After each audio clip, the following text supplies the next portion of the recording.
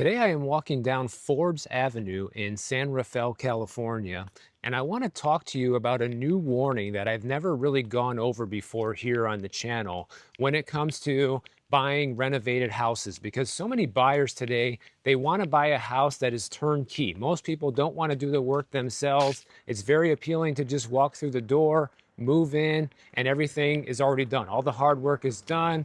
All the permits have been pulled, or so you think, and you can move in with peace of mind knowing that you don't really have to lift a finger for a while because everything is brand new. Well, it's not really that cut and dry, guys, because here's the thing. More and more home buyers today are finding out that sometimes when they buy a house that's fully renovated, that the renovation wasn't done correctly and it wasn't done with permits, and then they're the ones holding the bag in the end. A story that was sent to me by a couple of different people actually is another story out of Miami about two different home buyers that purchased a home that was completely renovated, and they thought they were getting a deal. They loved the house. The one guy moves into the house, and then 2 months later he gets a knock on the door from the building inspector, and they told him that his house is under violation. Another woman in Miami had a similar experience when she bought a house, and a couple of months after she moved in, she got a letter from Miami-Dade County's building department. And she was pretty much in shock. She was like, is this some kind of mistake? But it turns out that both of these homes were actually renovated without a permit. Like nothing. They pulled no permits to do anything. Now, I don't know how the city found out that the renovations were done, or the county found out that these renovations were done without permits. I don't know how they knew that. Maybe some of the neighbors snitched. I don't really know. But that's not really the point. The point is they had all kinds of things that were done to these homes that were in violation. The plumbing, the electrical, windows, the roofing, all of these things were done without the proper permitting. The man says he spent so far about $20,000 hiring new contractors to open new permits to get the home in compliance with the city's building code.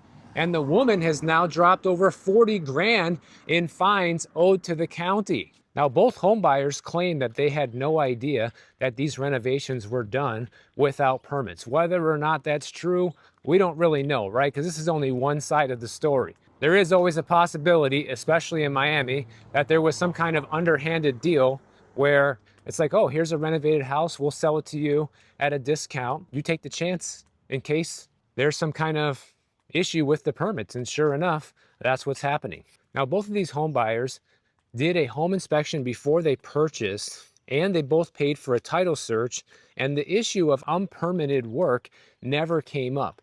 And it wouldn't, because the only way that's really going to come up is if there are any open permits that are pending on the property in the title search. If there's no open permits, then nothing's going to show up. So if they never pulled any permits to begin with, why would there be any open permits? You see what I'm saying? Now, normally when you buy a house, you will get something called a seller's disclosure that will tell you any of the renovations or problems that the house potentially has that the seller is aware of. And if the seller lies to you on this seller disclosure form, then you have grounds to sue them after the fact, after you purchase the house.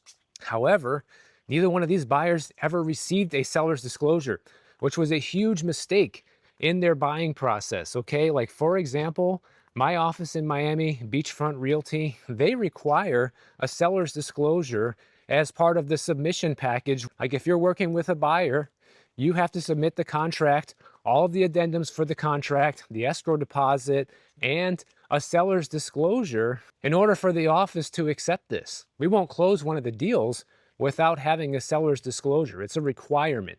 But the interesting thing is receiving a seller's disclosure is not a requirement by law. It's not a Florida law. It's just something that some offices require just to protect buyers against situations exactly like this one. Now, of course, having a seller's disclosure doesn't make you bulletproof. Even if you had the seller's disclosure, one of these buyers, for example, and they found unpermitted work after the fact, then they still have to go through the nightmare of suing the previous owner and trying to get their money back, which means probably a long drawn out litigation process and could potentially be expensive and maybe not even worth it. But at least you have that option Whereas if you didn't receive one of these disclosures and you kind of just bought it as is, well, you're completely on the hook. You're the new owner. It's on you now. You have no recourse against the previous owner. At least I don't think so. I'm not a lawyer, but anybody who out there who is one can maybe back me up on that. So what every buyer out there should be doing, regardless of if you're in Florida or any other state, this is something you should be doing. If you buy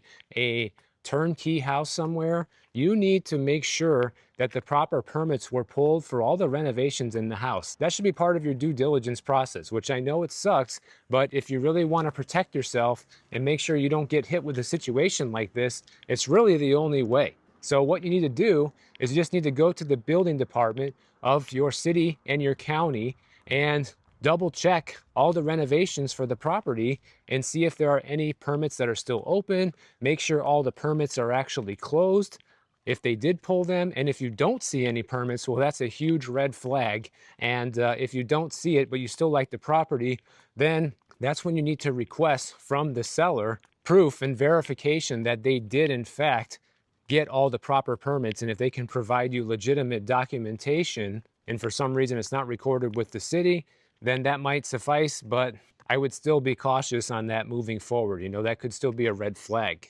Like, it's already bad enough that people are buying today and kind of getting ripped off still because the price of homes is still too high in many areas of the country.